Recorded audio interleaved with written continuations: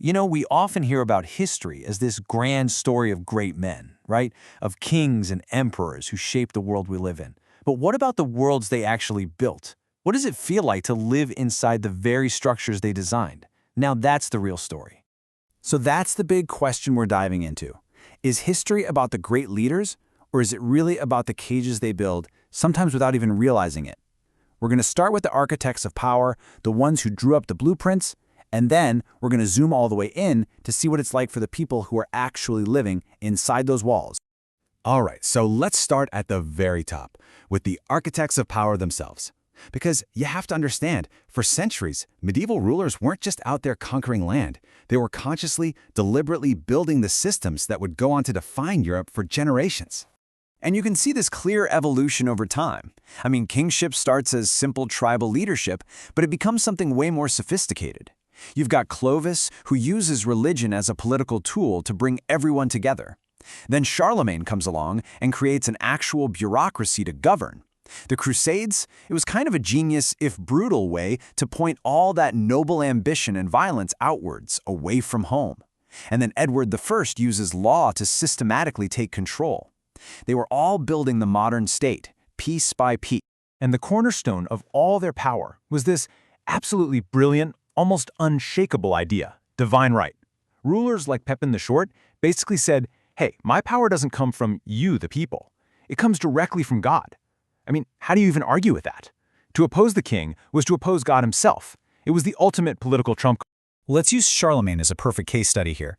This wasn't just random conquest, no way. It was a system. Step 1, win battles. That keeps your nobles happy, rich, and loyal. Step 2, create a bureaucracy, his famous counties, to actually manage the land you just won. Step 3, build a class of educated people to run that whole operation for you. And the final step, the masterstroke, get the Pope to crown you, wrapping the entire thing in divine authority. It is an absolute masterclass in building an empire. Okay, but that's the view from the throne room, right? That's the big picture. What happens when we shift our perspective, when we flip the camera around?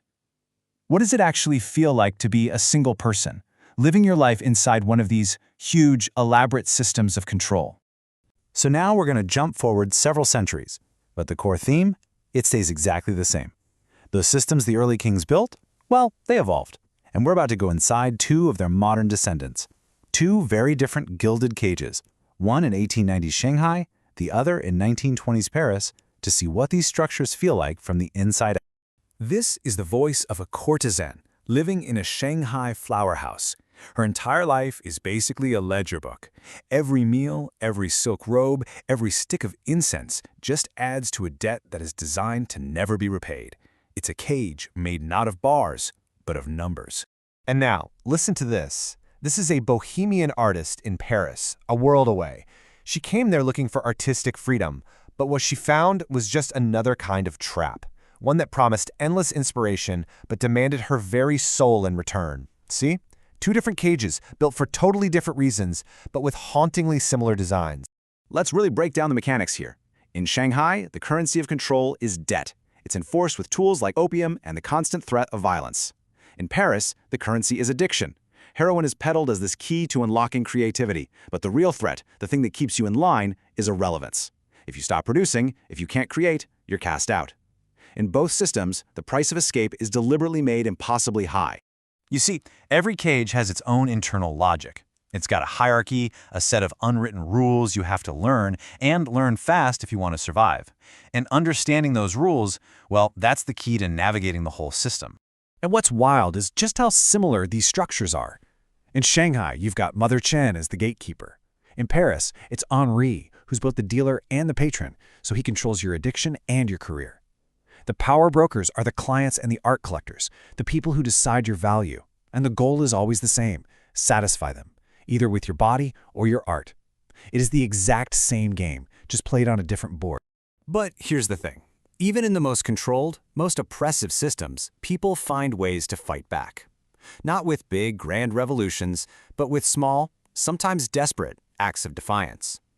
To really get how this works, we're going to follow our courtesan story right to its breaking point and see how one single choice can change everything. So we're back in the Shanghai flower house, and the fragile order of this place just shatters. An important client has been murdered, the authorities are on their way. It is absolute chaos.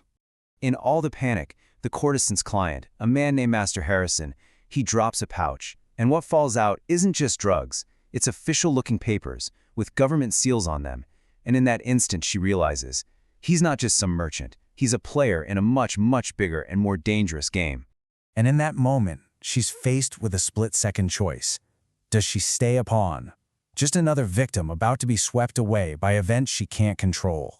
Or does she take a huge risk? She snatches one of the documents, just a single piece of paper. With that one tiny act, she completely transforms her reality. She's not just a courtesan anymore. Now, she's someone who holds a secret. She has leverage. It's a tiny act of defiance, but it just might be the key to a cage she never ever thought she could escape. And this brings us all the way back to the beginning. How do we connect the world of those kings with the world of this one courtesan? How does that grand historical blueprint from centuries ago end up creating her individual cell? Well, it's actually a surprisingly direct line. Those old feudal systems the kings pioneered, with their webs of obligation and loyalty, they're basically the ancestors of the criminal hierarchy in that Shanghai flower house. The royal charters that launched global trade, they led directly to the colonial exploitation that Master Harrison is profiting from. The legal systems Edward I built, they evolved into the complex contracts that trap the courtesan in debt. The international diplomacy of kings built the global networks of power, crime, and art that define both of these gilded cages. And this brings us to a final, pretty challenging thought. Look, we might not live in castles or opium dens anymore, but that doesn't mean these systems of control have vanished. They've just become more subtle. They've become harder to see. So that leaves us with one last question, and it's not about history, it's about right now. It's for you. What are the invisible debts, the unspoken rules, and the unseen hierarchies that structure your life? What are the walls of your cage, and do you hold the key?